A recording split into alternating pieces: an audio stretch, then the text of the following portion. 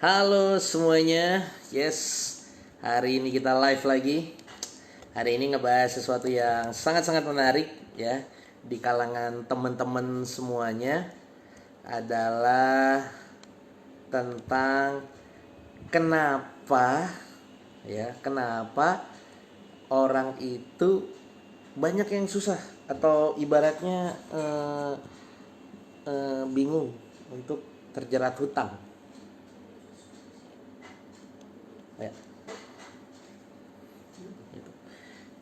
Jadi hari ini saya akan bahas tentang kenapa sih orang banyak banget yang susah gitu lepas dari hutang, ya. Kayaknya nggak bisa gitu kalau nggak ngutang. Nah ini apa namanya? Saya akan bahas ya sama teman-teman semua hari ini. Ya, jadi nggak hanya saya. Jadi nanti kita semua apa namanya, kalau teman-teman punya alasan kenapa ya orang tuh susah banget terlepas dari hutang. Mungkin ada juga beberapa teman-teman yang mungkin lagi mengalami hutang gitu ya, cukup banyak misalnya gitu ya. Nah, teman-teman juga boleh apa namanya, boleh komen juga di sini ya, kita sharing bareng-bareng.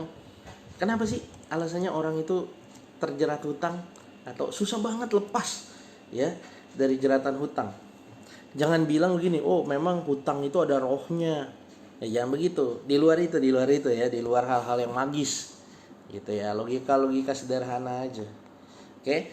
Jadi hari ini saya akan bahas tentang mengapa orang terjerat dengan hutang. Ya, susah terlepas dari jeratan hutang. Itu kadang-kadang awalnya hitung-hitungannya masuk, bisa bayar nih, lama-lama nggak bisa, akhirnya terjerat. Nah, kenapa tuh? Nah, ada nih. Hari ini kita bahas secara total. Ya. Oke.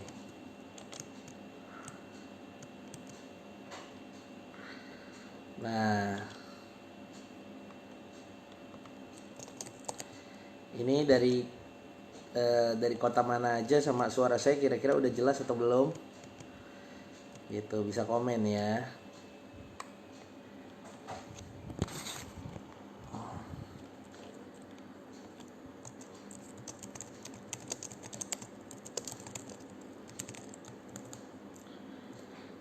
Mantap.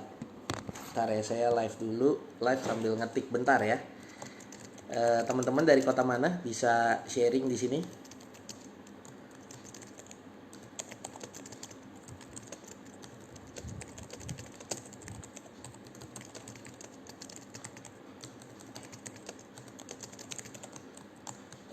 Sama apakah suara saya udah jelas atau belum?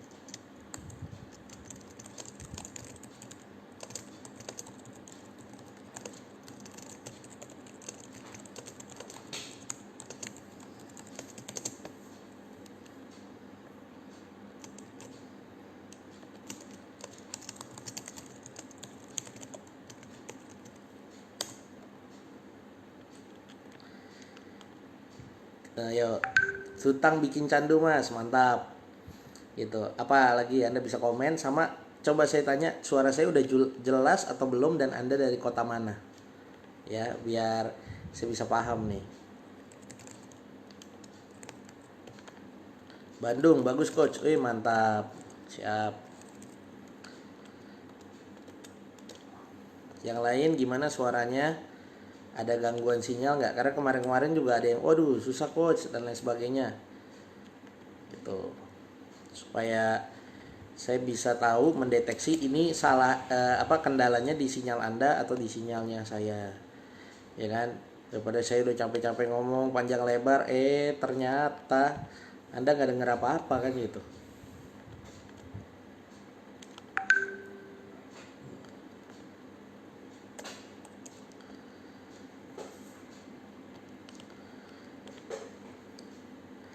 Hutang bikin candu, mantap.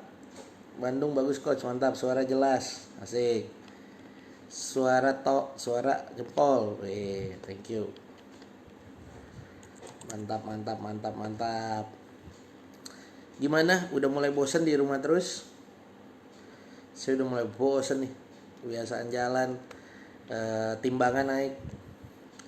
Karena biasanya nge-gym, ini nggak nge-gym. Biasanya jaga makan, ini tidak jaga makan sama sekali. Iya. Gokil deh. Nengok kantor kemarin doang. Hari ini udah nggak nengok kantor lagi. Gitu. Halo Pak Yes, selamat malam, live tiap malam ya. Hampir tiap malam. Ini kayaknya malam keempat ya. Udah mulai live. Terusan. Ungaran hadir, wih dahsyat, suara jelas, mantap. By the way, semuanya stay safe ya. Ada beberapa provinsi yang sebelumnya nggak ada corona, sekarang mulai ada tuh.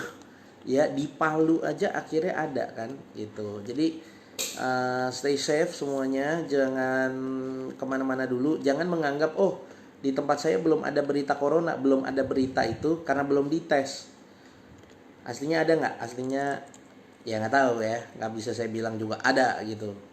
Tapi kenyataannya dari data statistik, orang yang kena corona ya selama dia belum terdeteksi itu udah ketemu ya. Ini data dari Straits Times. Ini dari Singapura ya. Orang yang kena corona selama dia belum tes, ya kan, dia kan masih beredar di mana-mana. Itu udah ketemu sama 700.000 orang Indonesia dari semua korban corona yang ada sekarang. Gitu. Karena ada satu orang ikut acara yang isinya 1.000 orang dan kontaknya berdekatan. Waduh, itu kan beresiko tuh. Nah, ada yang seperti itu. Nah, makanya hati-hati, tetap hati-hati ya. Gitu. Di Pontianak udah 3 orang COVID. Yes, di Pontianak 3 orang COVID. Tapi data minggu kemarin, orang dalam pengawasan yang diawasin sama polisi ya, sama keamanan itu udah 500 orang di Pontianak. Gitu. Jadi dari orang dalam pengawasan tinggal pindah tuh. Nanti akan ada yang pindah ke pasien orang dalam pemantauan akan pindah ke jadi pasien dalam pengawasan, baru dia positif. Nah, banyaknya karena tes kita kurang bagus, kurang banyak. Kadang-kadang orang udah meninggal dulu baru tahu dia ternyata COVID. Gitu. Nah, itu yang hati-hati. Jadi stay safe. Ya, banyak orang bilang, "Oh, enggak, di tempat saya enggak." Kenyataannya sekarang malah banyak.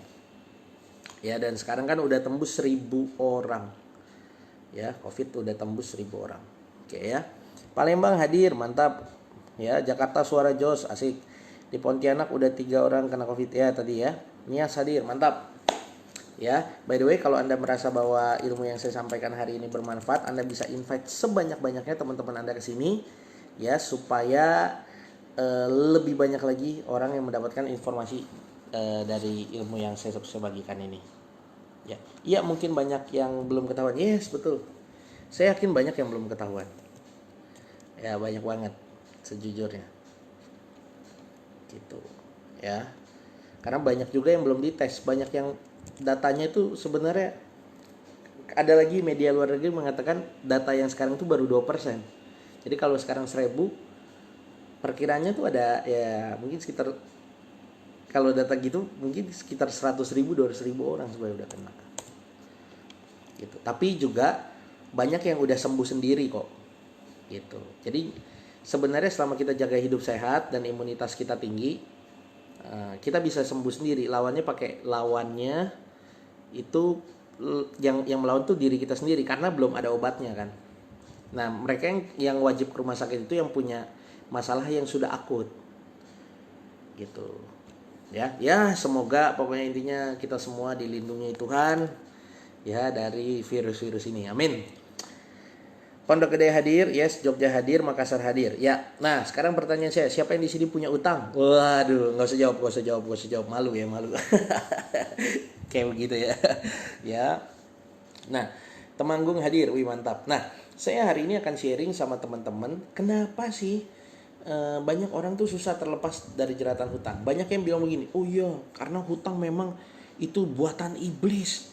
ya ingin menjerat umat manusia, ya, dan lain sebagainya, maka kita akan dimabukkan oleh hutang dan lain sebagainya. Ya, bisa iya, bisa enggak.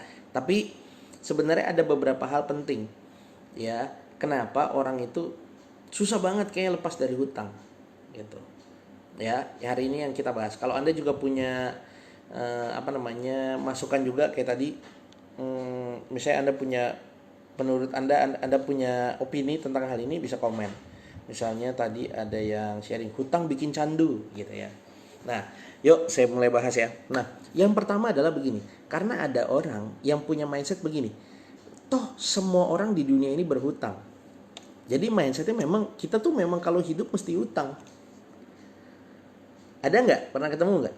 Saya pernah ngomong sama orang, bro, kamu tuh hutangnya kebanyakan loh. Cicil rumah, cicil mobil, bisnis, cicil, kartu kredit dipakai, KTA dipakai, kamu kebanyakan. Dia ngomong balik sama saya. Dia bilang begini, sekarang gini bro, negara mana yang gak ada hutangnya? Bahkan negara maju, sebutin negara maju. Amerika, ngutang gak? Ngutang. Jepang berhutang gak? Berhutang. Jerman berhutang gak? Berhutang. China berhutang gak? Berhutang. Dia bilang, Arab Saudi berhutang gak? Berhutang. Yang udah emang semua negara berhutang. Negara aja yang besar gitu berhutang, apalagi saya. Itu kan masalah mindset kan. Jadi ada orang yang satu, alasannya kenapa gak lepas, karena emang dia punya mindset bahwa semua orang harus berhutang. Harus punya, semua orang tuh udah wajar punya hutang. Makanya walaupun lunas satu hutang, dia akan ngutang lagi. Lunas lagi, ngutang lagi. Contoh sederhana, dia punya motor. Motornya dia cicil 3 tahun. Setelah habis 3 tahun, motornya dijual. Dijadiin DP motor yang lebih gede. Biasanya dari Supra pindah jadi Mega Pro. Wah, kayak gitu ya kan. Mega Pro dia cicil lagi 3 tahun. Setelah selesai dia ganti Ninja. Hidup kan harus terus naik ke atas, Pak. Gitu ngomongnya. Itu memang hobi, ngutang udah hobi gitu. Dia nggak bisa sabar gitu ya. Berbes, wah mantap ya.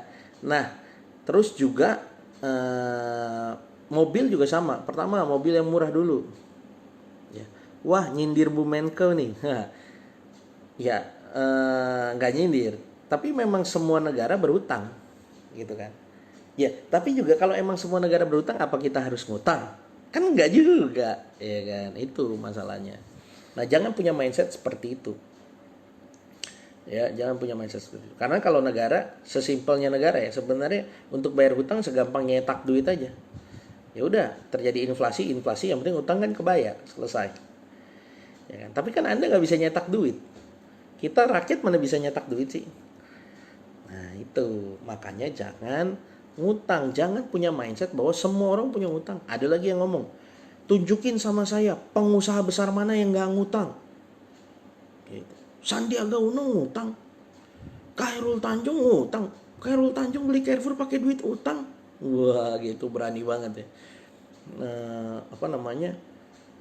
Khairul Tanjung menyalurkan hutang melalui Bank Mega. Wah gitu ya. Banyak orang yang punya prinsipnya seperti itu ya. Pak Haritanu punya MNC Bank, menyalurkan hutang. Yang punya Sinarmas punya Bank Sinarmas, menyalurkan hutang. Orang terkaya nomor 1 dan nomor 2 di Indonesia ya, Jarum Group punya BCA ya, menyalurkan hutang dan dia juga berhutang. Wah, gaya banget. Jadi dia pikir, oh mindsetnya semua orang kaya berhutang. Akhirnya Pak, ya udah saya berutang. Nah, saya mau ngomong begini, kalau mereka pebisnis besar, utangnya besar, ya, tapi asetnya juga lebih besar. Nah, Anda utangnya besar nggak punya aset, ya kan, waktu nggak bisa bayar jual kolor masa, ya kan, ya kan gitu. Dan pengusaha-pengusaha besar berhutang untuk apa? Untuk memperbesar kapasitas bisnisnya. Walaupun saya nggak merekomendasikan Anda melakukan itu ya. Nah, tapi Anda ngutang buat apa? Beli handphone, ya, nyicil panci, ya kan, buat ulang tahun anak, ngutang. Gitu. Ya jangan seperti itu dong, ya kan? Jangan seperti itu. Ya beda. Ya, pengusaha besar ngutang bisa jadi ya ada potensi dia jadi tambah kaya, Anda ngutang udah pasti jadi miskin. Gitu. Saya udah perhatiin, kalau handphone aja ngutang, pasti motor ngutang pasti mobil ngutang, rumah pasti ngutang. Alah, udah apa namanya? Seumur hidup terlilit hutang. Gitu. Ya, saya suka ngomong begini. Ini soal hutang ya. Hutang itu nggak lihat orang pinter. Terlepas Anda pinter, Anda religius, Anda networknya luas, ya kan, pinter, religius, networknya luas, Anda rajin kerja gila-gilaan, belum tentu Anda bisa kelola hutang dengan baik. Ya, belum tentu. Anda walaupun pinter, rajin, networknya luas dan soleh ibaratnya, Anda punya keimanan yang tinggi, belum tentu Anda bisa manage hutang dengan baik. Ya, saya cerita. Ini analogi aja. Ada seseorang lulus SMA dengan nilai yang terbaik. Akhirnya dia bisa masuk universitas terbaik di Indonesia, UI. Masuk UI, ya. Di UI dia kerja keras, dia juga rajin, ya. Dia kerja keras, rajin, lalu dia juga pintar, networknya luas. Dia juga ketua dia presiden mahasiswa, dia aktif berorganisasi, dia juga religius. Wah, dahsyat banget kan? Ya, lulus dari UI, boom. Ya, 3,5 tahun dan dia mencapai peringkat summa cum laude, di atasnya cum laude. Ya, IPK-nya 3,9. Ya, semua nilainya A, cuma satu aja amin. Terakhir doa, ya kan? Semua amin. Ya. Kira-kira saya mau nanya sama Anda, kira-kira Anda kalau sebagai orang tuanya bangga nggak punya anak kayak gitu? Bangga. Foto taruh di depan. Kenapa? Mahasiswa teladan, lulus dengan peringkat summa cum laude, di atasnya cum laude. Dahsyat ya? Ya, lulus UI usia 21 tahun gitu ya. Akhirnya dia nggak ngelamar kerja, dia langsung diterima di Astra Group. Di perusahaan Astra. Wah, dahsyat gak? Ya, fresh graduate Astra, lulusan UI, gaji berapa? Berapa yuk? Baru masuk nih, 5 juta ya? 5 juta lah ya, taruh 5 juta. Ya. Ya, 5 juta. Ya, 5 juta.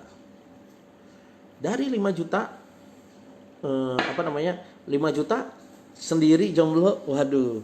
Nyari cewek susah kayaknya.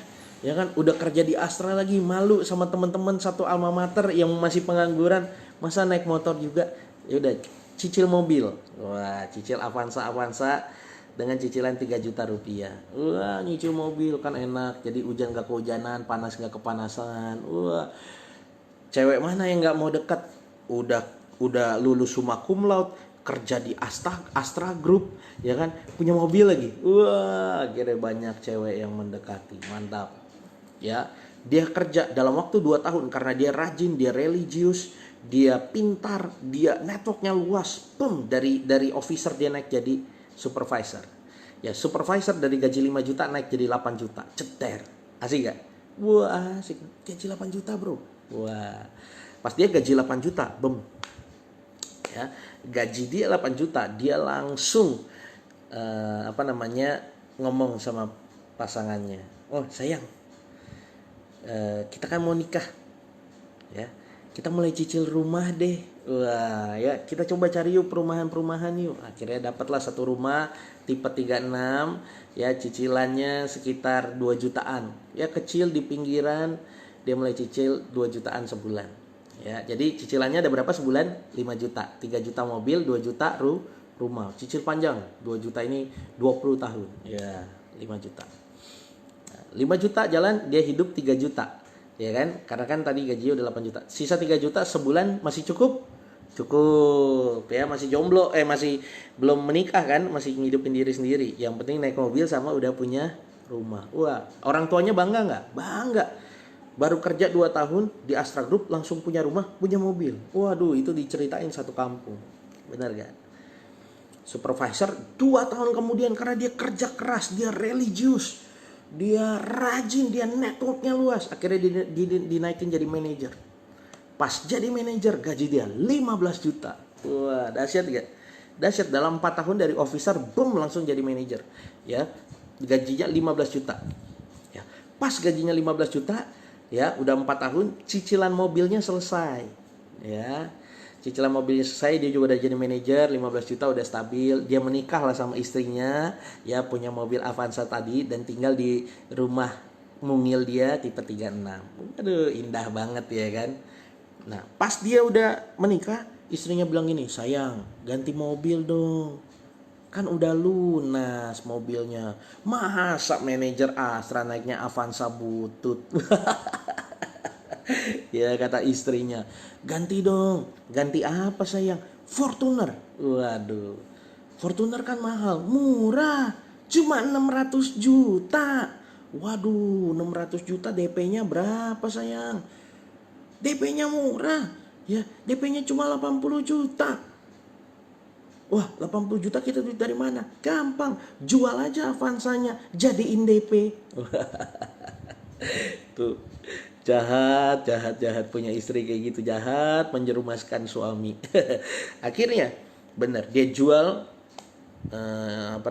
Avanzanya, dapat 80 juta, dia DP, cicilannya bengkak, ya, jadi 6 jutaan, jadi 7 jutaan per bulan. Ya, 7 juta plus cicilan rumah 2 juta, 9 juta, makan berdua suami istri masih ada 6 juta. Cukup? Cukup ya. 6 juta jalan. 1 tahun kemudian akhirnya dia punya anak. Waduh, udah punya anak, anaknya tambah gede, istrinya mulai mikir gini, aduh sayang, kayaknya kita mesti pindah rumah deh. Rumah kita kecil banget, anak kita guling 2 kali udah nyampe dapur, guling lagi 2 kali nyampe WC, 2 kali lagi guling udah nyampe pintu depan. Sayang, sayang, ya anak kita kapan bisa larinya kalau kayak begini? Itu guling-guling terus nih. Itu. Akhirnya, aduh gimana caranya sayang bisa jual rumah? Over kredit aja. Masa manajer tinggal di pinggiran, luasnya cuma 36. Wah, ini jahat, jahat punya istri kayak begini ya kan.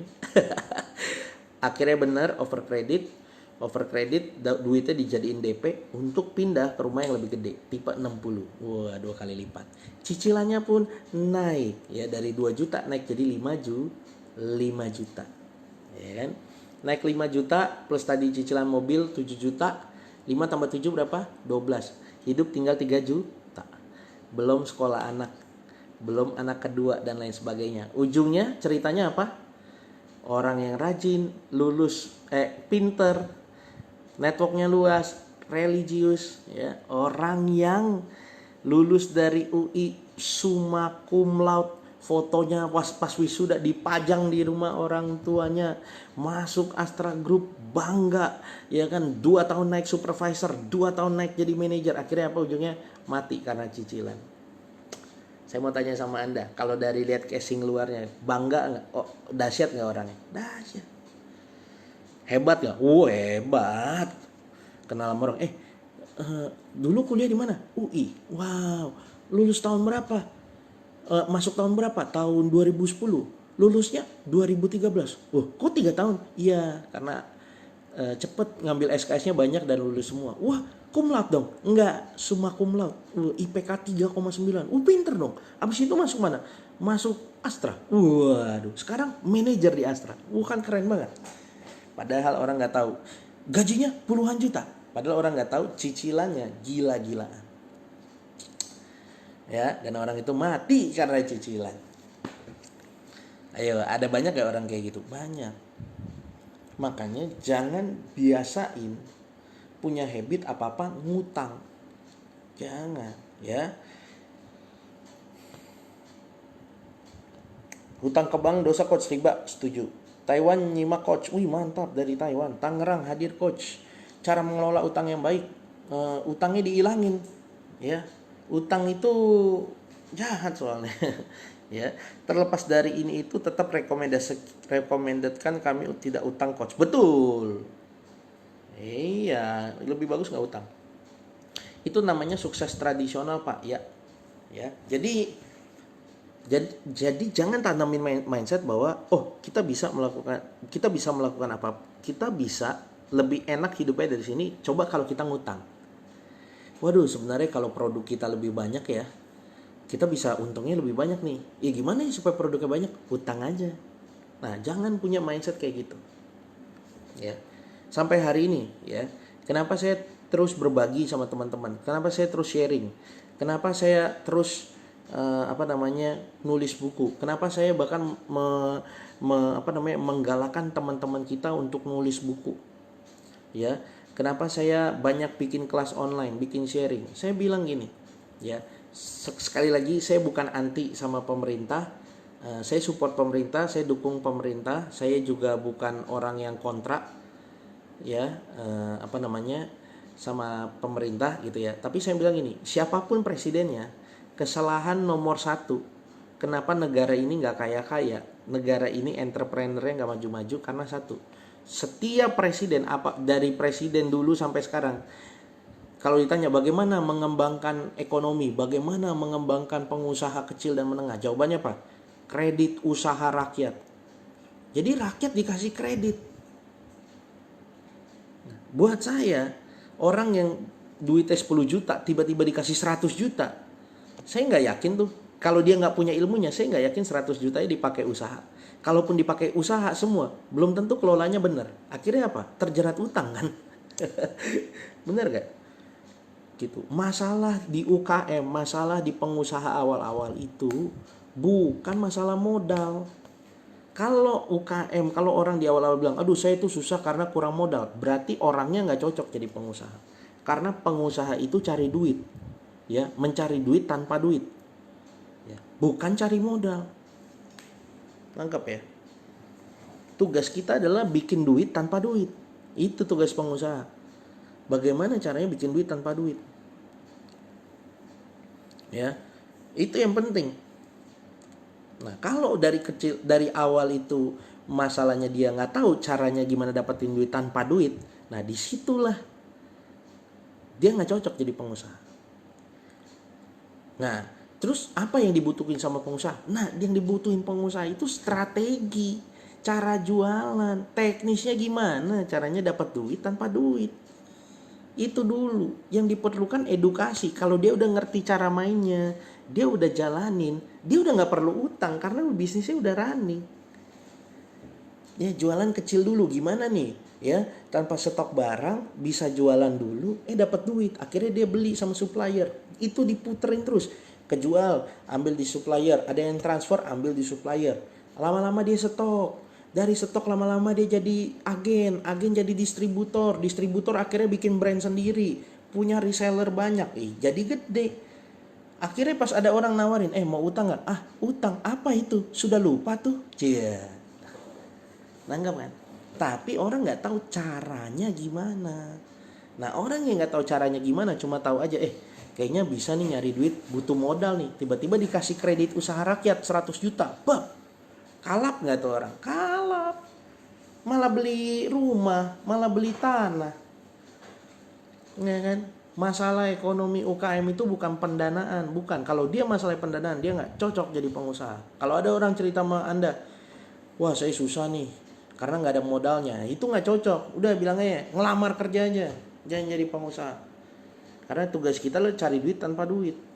Kalau belum bisa, kalau yang gede belum bisa karena belum ada modalnya, main dari kecil dulu, digulung-gulung, jadi gede. Itu. Wah, sebentar lagi bakal keluar buku tentang hutang nih di Volusion. 2 bulan lagi atau 3 bulan lagi. Ya, nunggu krisis. Iya. April nih, habis April, Mei, Juni nanti kita akan ngalamin krisis dikit. Nih save nih, ya, save omongan saya. Ya, save. Ya, buat yang udah masuk VIP team, selamat. Ya, selamat, minimal Anda ada channel jualan baru. Ya, yang belum, siap-siap belum tiker. Saya nggak bilang waduh penyelamatnya berarti VIP team, enggak. Kayaknya 2 minggu lalu atau 2 hari lalu, 3 hari lalu saya udah bahas bisnis-bisnis apa yang trennya turun dan trennya naik, ya kan? Gitu. Ini bukan karena corona doang, ya, tapi karena ekonominya, siklus ekonominya. Pandemik seperti ini tuh terjadi 100 tahun sekali. Ini udah bisa diprediksi. Anda cek di Google nih, Anda cek di Google, tahun 1920 terjadi wabah apa? Ada. Orang yang ngerti pola, tahu pola, akan udah biasa aja. Itu krisis 98, 2008 krisis nggak? Orang biasa nggak begitu terasa, ya. Tapi orang di pasar keuangan, di pasar finansial berasa. Ya, 2008 tuh krisis juga sebenarnya. Cuma Indonesia cukup bagus waktu itu, Pak SBY menyiasatinya. Nah, kirain krisis lagi akan terjadi 2008. Saya udah siap-siap tuh 2008 akan krisis lagi. Ternyata enggak. Kenapa? Ketahan. Kenapa? Ternyata mau ada pandemik 100 tahun sekali di 2020. Pandemik sebelumnya kapan? 1920. Jeng jeng jeng jeng jeng jeng jeng jeng gitu. Nanti soal utang. Nah, nanti pas April Mei orang udah nggak bisa bayar utang, nah baru saya keluarin buku utang. Iya iya iya iya. Gitu ya. Jadi yang pertama nih karena mindsetnya, wah utang. Nah, nih saya mau bilang, yang akan hancur duluan di masa krisis ini adalah mereka yang punya utang. Ya kan? Kalau yang nggak punya utang ya santai, nggak ada yang ngejar-ngejar, ya nggak ada yang kejar-kejar, ya kan gitu.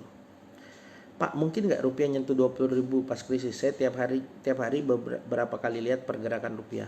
Sebenarnya rupiah nyampe 20.000 nggak nyampe 20.000, udah nggak begitu ngefek sama kita, ya kan. Tapi yang lebih ngefek adalah perputaran uang di Indonesianya susah, ya. Ini paling simpel nih ya. Saya tanya sama Anda sekarang nih, ini kan kita udah semi lockdown nih ibaratnya, ya, ke rumah juga jarang, kemana-mana juga jarang. Dan ini jangan Anda pikir cuma di Jakarta doang, di daerah-daerah semua juga udah dilarang, ya. Minggu depan nih udah lebih menyebar lagi nih corona. Ya bukan aku nakutin, bukan, karena memang trackingnya jadi lebih bagus, ya. Ini baru hari ini di Palu udah ada, di Papua udah ada, bayangin tuh, ke Papua aja udah nyampe tuh virus corona. Naik pesawat berarti dia, ya kan? Tuh virus. Nah, saya mau bilang, ya, ketika banyak seperti itu, seperti case hari ini, saya tanya, siapa yang dalam seminggu ini beli baju baru? Ya kan? Orang bilang begini, ada orang bilang gini, oh gampang. Yang jualannya offline karena sepi, pindah ke online. Ayo, suka denger gak kayak gitu?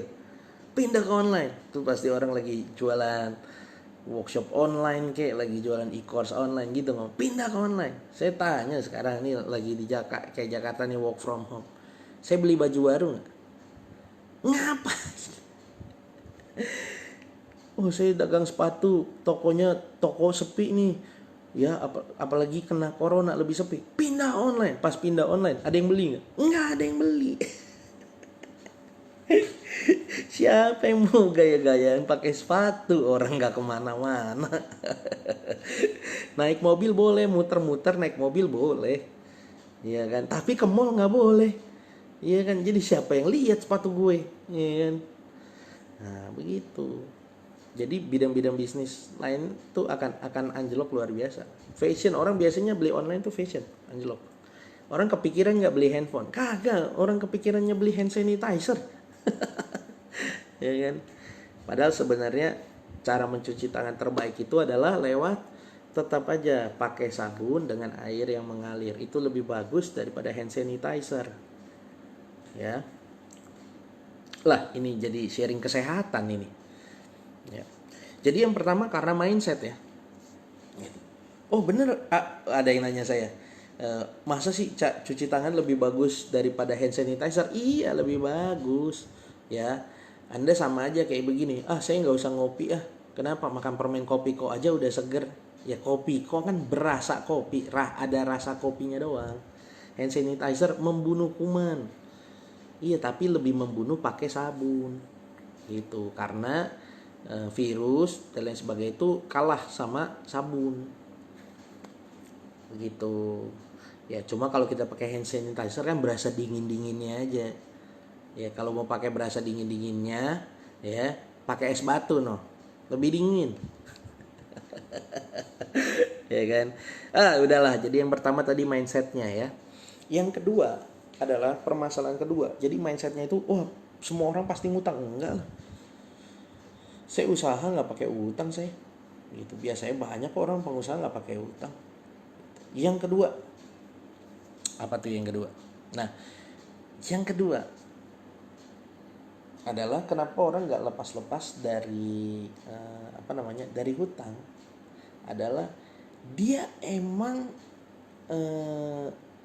nggak niat. Ya, hand sanitizer banyak mengandung kimia, betul. Yes, coach, yang jual herbal suplemen kesehatan lagi banjir orderan, betul. Ya gitu ya. Nah makanya setiap ada krisis tuh selalu ada orang kaya baru. Ya saya udah bahas itu sebelum-sebelumnya. Nah yang kedua, kenapa orang terjerat sama hutang adalah karena orang ini berpikir kayak dia nggak niat untuk membayar hutangnya lebih cepat, karena dia pikir hidup itu akan stabil-stabil aja. Jawabannya apakah hidup stabil-stabil aja? Ya kan? Enggak juga. Ya kan? Bener gak? Jadi gini, contohnya. Ada orang, kenapa dia berani beli rumah misalnya 1 miliar, jangan 1 miliar, 100 juta. 100 juta sih gampang. 1 miliar.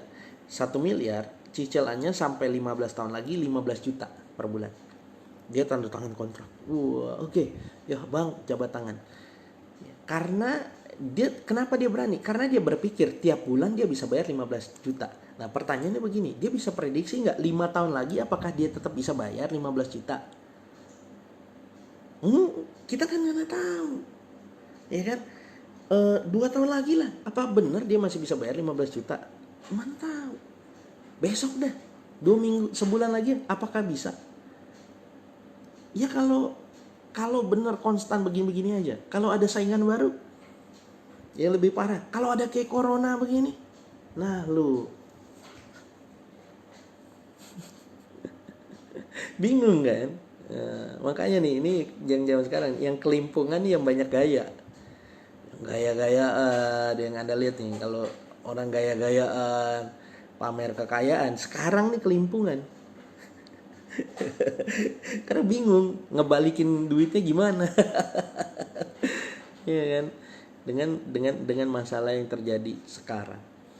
Gitu. Nah, jadi orang ngerasa gini, enggak lah, cicilannya dipanjangin aja supaya apa? Supaya cicilannya ringan.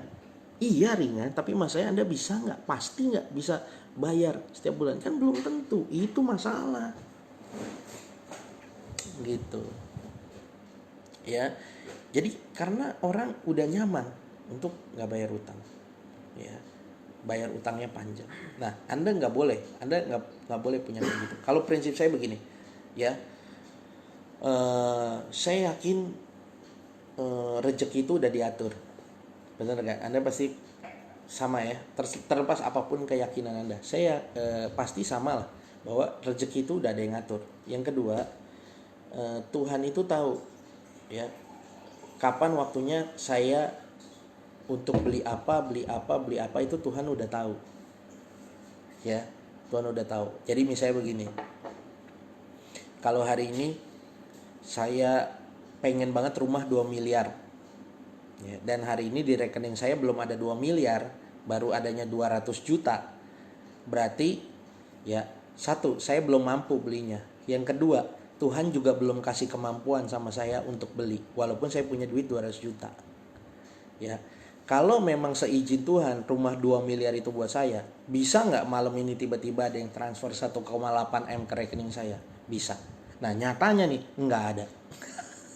Ya kan begitu. Nah nyatanya nggak ada yang transfer 1,8 M, walaupun saya punya 200 jutanya.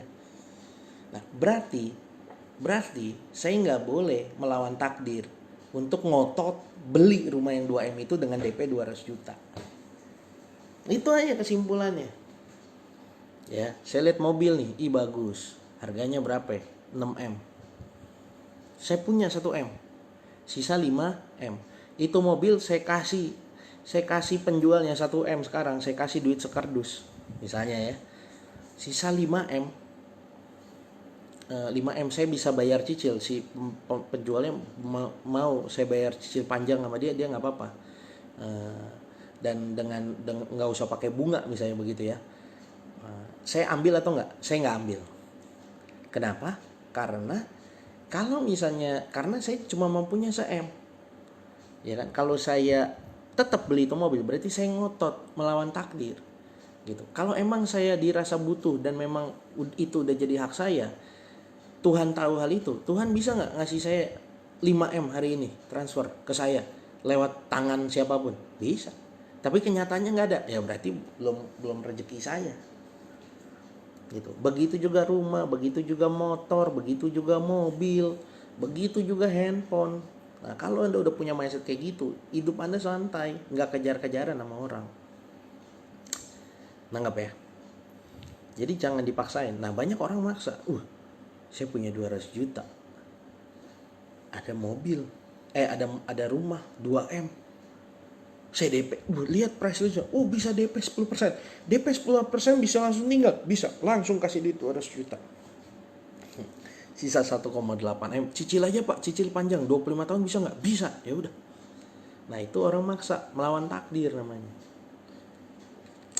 Anggap ya. Itu sama motor juga. Wah, motor. Duit di rekening cuma 500 ribu. Anda lewat, duit. Buset. Ditulis. Ya, DP 500 ribu. Pas nih sama duit saya. 500 ribunya. Udah kasih aja sama abangnya. Yang penting pulang bawa motor. Itu namanya melawan takdir. Jangan seperti itu. Ya, karena nggak ada kepastian. Di zaman sekarang itu nggak pasti, semuanya serba nggak pasti. Karena semuanya serba nggak pasti, untuk hal-hal yang nggak menghasilkan lebih baik bayar cash, gitu gengs. Ya, gimana kalau kita import alat tes corona dari China? Buset dah, ya kan. Banyak beredaran gitu ya, PO alat tes. Iya kalau benar, ya kan. Kalau nggak benar hasilnya, ya kalau ditulis positif, ternyata positif hamil, bingung loh. Iya kan, ya janganlah. Kalau saya nggak begitu menyarankan lah untuk mengambil keuntungan ya, terutama gila-gilaan ya. Masker harga normal 10.000 satu box dijual 10.000 satu. Waduh gokil. Ya jangan kayak gitu ya. Jadi jangan mencari keuntungan gila-gilaan dari kesengsaraan orang zaman sekarang. Oke. Ada tadi saya lihat juga hand sanitizer, tulisannya antis. Saya lihat fotonya, tapi dari prediksi saya itu antisnya di print aja tuh, bukan antis asli. Buset dah, gila dah orang-orang ya. Jangan kayak gitu. Jadi yang kedua adalah tadi, kita balik lagi ke topik ya. Yang pertama adalah karena mindsetnya, emang semua orang berhutang. Yang kedua adalah orang terjerat karena dia punya mindset bahwa ditunda aja, lebih baik cicilannya dipanjangin ya, dan dia yakin kok dia bisa prediksi ke depan dia bisa bayar. Nah, kalau dia yakin dia bisa prediksi, dia udah kayak Mama Loren, udah itu orang kacau. Yang ketiga adalah, yang penting juga adalah dia nggak bisa mengelola keuangan secara benar. Itulah kenapa dia terjerat ya, dan dia tidak menjadikan pembayaran hutang menjadi prioritas dalam hidupnya. Itu yang ketiga. Paling gampang lihat orang bisa benar nggak kelola keuangan. Pertanyaannya sederhana. Pertanyaan pertama saya tanya sama Anda tahu nggak pemasukan Anda berapa tiap bulan? Nah, kalau karyawan gampang tuh jawabnya, jawab gaji aja, jebret. Nah, pertanyaan kedua ya, ini yang lebih menantang. Pertanyaan kedua yang lebih menantang adalah, Anda tahu nggak persisnya pengeluaran Anda per bulan berapa? Nah, nggak tahu jawaban dari pertanyaan kedua. Berapa ya? Ya kira-kira sih sekitar kira-kira alah. Nah, nggak bisa jawab pertanyaan kedua. Itu udah mulai terdeteksi gawat, akut ya, untuk pengelolaan keuangannya nggak bagus. Pasti hancur pengelolaan keuangannya. Kalau Anda nggak tahu, Anda cuma tahu masuknya berapa, nggak tahu keluarnya berapa, wajar, bocor banget, bocor di mana-mana. Benar dong, ya kan? Nah, kalau bisa, oh pengeluarannya tahu sih. Yang ketiga, tanya lagi, kira-kira proporsi untuk bayar hutang sama investasi lebih besar mana? Proporsi bayar hutang investasi, ya, bayar hutang sama nabung, ini satu kelompok, atau proporsi untuk kebutuhan sehari-hari dan happy. Oh, kalau lebih baik kebutuhan sehari dan happy, wah itu udah pertanda. Gitu. Itu juga udah agak susah tuh. Tapi dia lebih mending, minimal dia tahu pengeluaran dia berapa. Dari tahu kan kebagi tuh, bisa dibagi dua. Ini buat nabung, udah ada buat nabung sama bayar hutang sekian.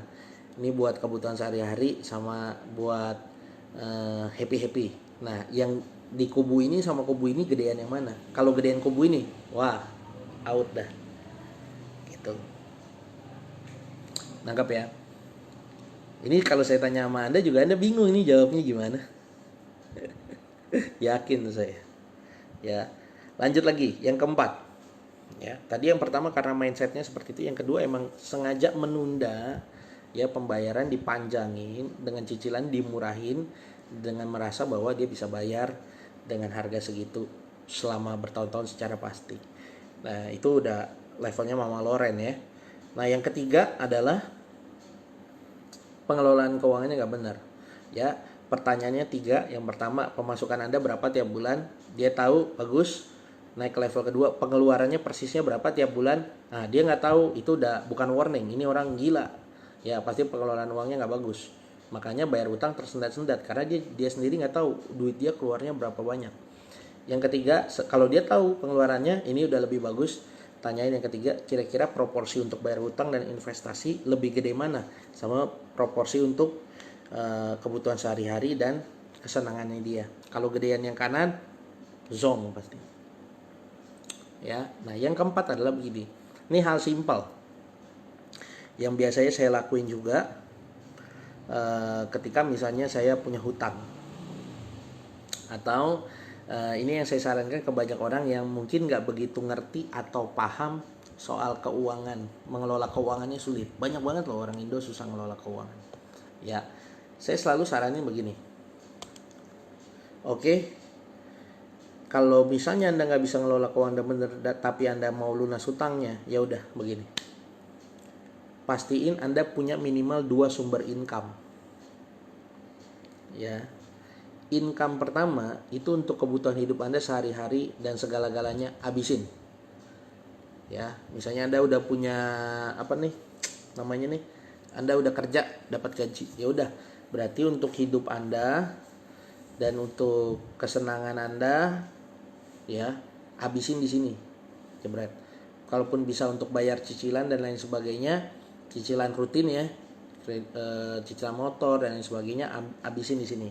Nah, tapi dia misalnya masih punya utang gede nih di kartu kredit atau KTA dan lain sebagainya, ya, itu kan nggak bisa nih dibayar langsung, nggak bisa. Nah, dipaksain digaji juga nggak bisa kan, ya. Nah, untuk orang-orang kayak gitu, bikin 2 sumber income minimal.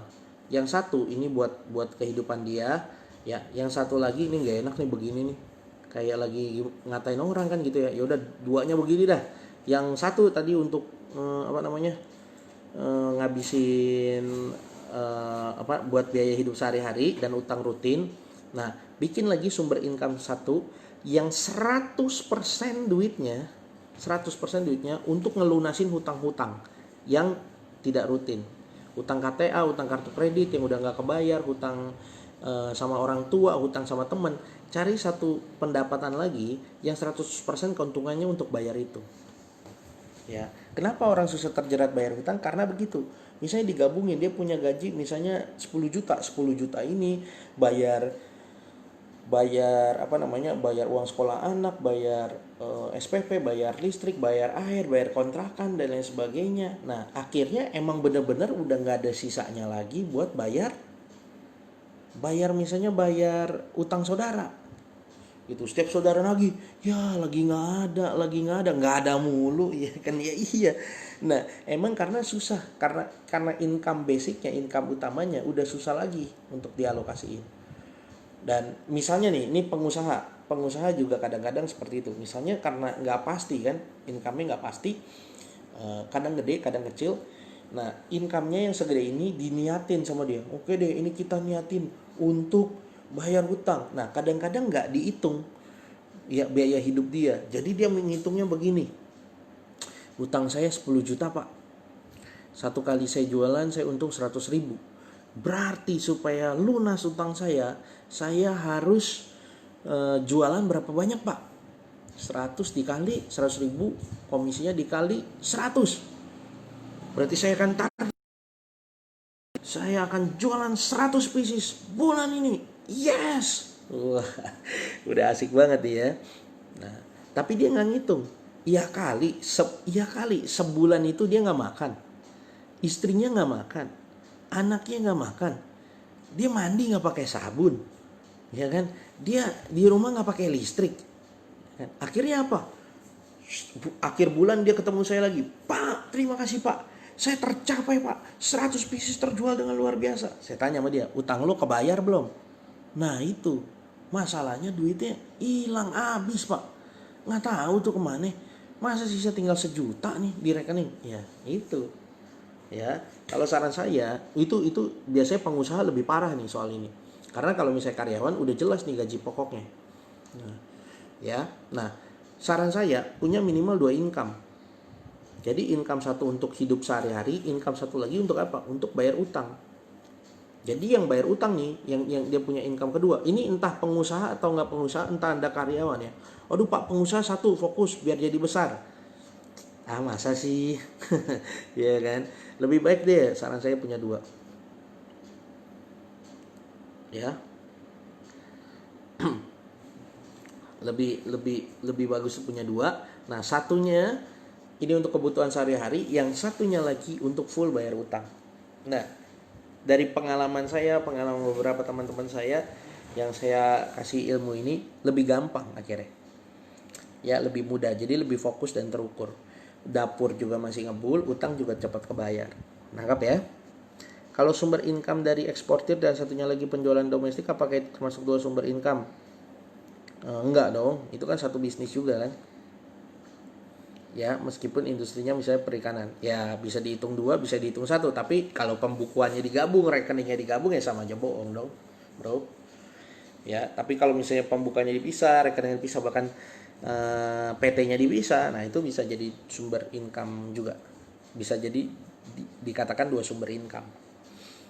Gitu. Nanggap ya? Jadi harus ada niatan seperti itu. Kalau nggak dipisah, dari pengalaman saya cuma satu aja, fokus satu, akhirnya habis juga. Nangkap ya? Ada pertanyaan sampai di sini?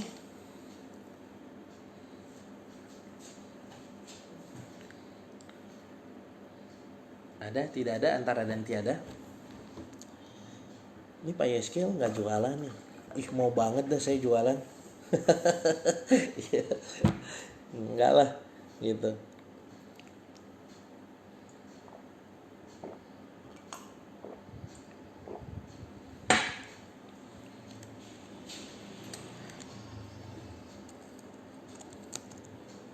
Kalau ini nanya, Pak Yeskel nggak jualan nih? Ya saya bilang aja, kalau Anda mau punya salah satu sumber income tambahan untuk fokus supaya melunasi hutang Anda bisa ikut jadi VIP tim ya. Pendaftarannya cuma 97.000, jadi partner bisnis saya ya, menjualkan, memasarkan produk-produk buku bisnis ya yang sangat luar biasa. Buku yang sekarang ini lagi ada, yang kita lagi pasarkan, bukunya Pak Jos Sian, itu 100 juta pertama dari Shopee. Wah, itu dahsyat. Dan tiap bulan kita akan rilis buku-buku lainnya. Nah, siapa tahu misalnya utang Anda 10 juta, ya berarti Anda fokus 10 juta bagi 75.000, itu berarti sekitar 120-an lah ya. Anda fokus menjual 120 buku misalnya selama 3 bulan, 6 bulan. Nah, buku komisinya 100% Anda pakai untuk bayar hutang. Gaji Anda sendiri untuk kehidupan sehari-hari. Nah, itu lebih aman. Ya kalau mau, Kalau emang niat banget suruh saya jualan ya saya jualan itu aja paling gitu. Atau mau belajar Shopee secara langsung, bisa pre-order bukunya, nah itu juga bisa. Atau saya jadi Volution VIP team dulu pak, habis itu saya beli bukunya dapat cashback nggak 75.000? Dapat dong, itu lebih mantap lagi. Itu kalau anda memaksa saya untuk jualan ya.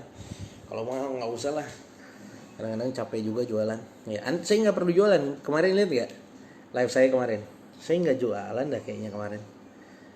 Tapi kayaknya di grup VIP nambah berapa, 30 apa 40 orang ya, saya lupa.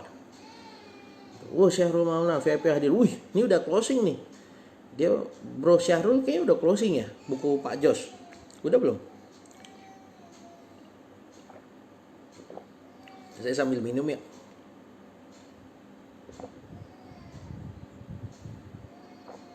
Hari ini total minum saya hampir 3 liter.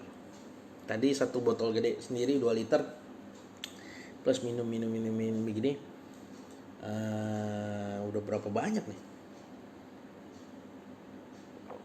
Alhamdulillah udah closing. Wah mantap. Kan closing. Bro Syahrul Maulana udah closing. Dahsyat.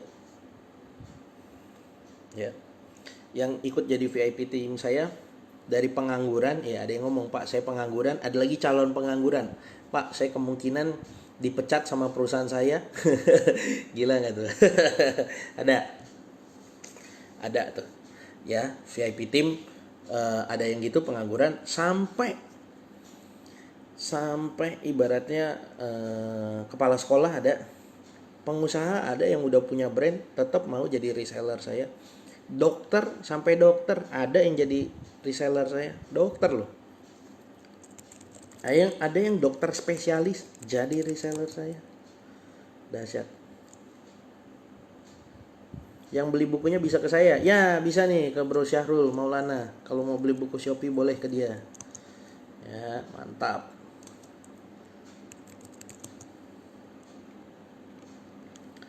Gitu. Jadi apa namanya? Banyak banget. Oke, ada pertanyaan. Woi guys, ada yang nanya nggak nih? Jangan nanya berapa banyak korban pasien corona, udah 1.000. Ya, gimana supaya terhindar corona? Ya hidup bersih, cuci tangan sering-sering di air yang mengalir, jangan pakai hand sanitizer sering-sering ya. Anda pakai hand sanitizer nih sering-sering, gosok mulu, gosok sering-sering, gosok sering. Ntar contekan waktu SMP keluar semua nih tulisan nih. Rumus kimia, rumus fisika keluar semua nih. Ya, gitu. Terus juga jangan pakai hand sanitizer abis itu masak, kena api ya. Hand sanitizer itu yang sekarang yang untuk melawan bakteri dan virus yang maksimal itu bisa punya alkohol 70% sama 80%. Alkohol kena api itu meledak. Udah ada soalnya yang kebakar tangannya. Ya. Sama jangan terlalu parno, ketakutan sendiri. Ya, takut, aduh apa-apa takut. Ketakutan itu menurunkan imunitas tubuh. Ada beberapa yang sekarang meninggal karena dia cuma suges. Aduh, kayaknya saya sesak napas, kayaknya saya batuk-batuk, kayaknya saya flu, kayaknya saya demam, kayaknya. Akhirnya masuk rumah sakit. Setelah masuk rumah sakit dia meninggal. Setelah meninggal baru tesnya keluar ternyata dia negatif corona. Dia udah meninggal karena ketakutannya dia. Don't be panic guys, santuy aja. Ya. Gitu. Ya ini saya sambil sharing tentang keuangan, saya juga harus mengedukasi nih. Gitu. Yang kesian yang menengah bawah, ya, yang di jalanan dan lain sebagainya. Ada tukang parkir ditanyain. Ya, tukang parkir ditanya, "Mas, takut gak sama corona?" "Ya elah sama corona takut sama Tuhan coy." Gitu, kurang asem gak? Yang kayak gitu tuh bisa kena. Ya kan? Ya, begitulah. Oke, ada lagi pertanyaan? Harapan saya semoga Anda terlepas ya dari hutang atau apapun, apalagi di zaman sekarang ya. Ini di zaman-zaman ini yang pusing, yang pada stres itu yang bayar cicilan. Aduh gimana nih saya bayar cicilan, aduh tanggal segini udah dikejar-kejar nih debt collector. Itu ya, coba cek aja orang-orang yang dulunya sering sharing sekarang jarang sharing gitu. Tuh biasanya lagi pusing cicilan. Gitu ya. Ya kalau orang nggak ada tanggungan mah aman-aman aja sebenarnya hidup, ya kan. Tinggal paling nurunin gaya hidup aja. Biasanya saya ke mall, makan ke mall, anak-anak meeting di mall, anak-anak saya main di mall. Sekarang mulai tutup, ya udah makan di rumah, beli GoFood begitu. Itu aja bedanya. Ntar kalau lockdown ya, misalnya duit cash nggak banyak, cicilan nggak ada, tapi ya harus di rumah gitu, ya paling makan nasi sama telur, ya kan gitu. Ya udah, cuma paling penurunan gaya makan aja kalau orang nggak ada cicilan. Tapi kalau ada cicilan udah diturunin gaya makannya, nggak ketutup juga. Ya ada pengusaha nih udah mulai jual mobil, naik motor dia langsung bayar utang bro, gokil kan. Jangan ngutang lah, dari awal tuh punya mindset jangan ngutang ya. Jangan pikir bahwa hidup ini pasti, sebenarnya nggak pasti bro. Satu-satunya yang saya bisa jamin kepada Anda yang ada kepastian adalah tidak adanya kepastian. Oke? Udah? Itu aja, semoga bermanfaat untuk Anda. Sampai ketemu di lain kesempatan. Ya. Ada juga sih tadi yang WA saya yang nanyain soal, mau tanya jawab soal VIP dan lain sebagainya. Banyak banget yang beruntung. Paling ini hari apa sih? Gila, sampai lupa hari loh, gara-gara kebanyakan di rumah nih. Ini hari apa? Hari apa ya? Oh, Jumat. Nah, ya di live berikut ntar Anda lihat sendiri. Ada mungkin nanti live saya akan sharing soal VIP team secara khusus. Ada juga live yang akan saya sharing tentang buku Pak Josian secara khusus. Nanti saya coba, ya terserah saya kan, ya kan live saya gitu ya. Maksudnya terserah saya moodnya lagi enak yang gimana. Jadi kenapa bahas soal utang, tiba-tiba ada yang curhat soal utang, soalnya bahas itu aja. Nanti tungguin aja, pasti sharingan saya kan syarat dengan ilmu. Ya semoga bermanfaat ya. Kenapa live-nya malam-malam? Karena biasanya jam segini nggak bisa tidur. Oke? Jadi jangan ditanya lagi kenapa. Dan juga biasanya jam 8, jam 9 yang live banyak. Males banget. Ya, bareng-bareng live-nya. Mending saya belajar dari dia, habis belajar saya sharing di sini. Gitu kan. Oke, ya stay safe teman-teman, keep healthy, minum air yang banyak. 3 liter kalau perlu sehari ya. Bye-bye.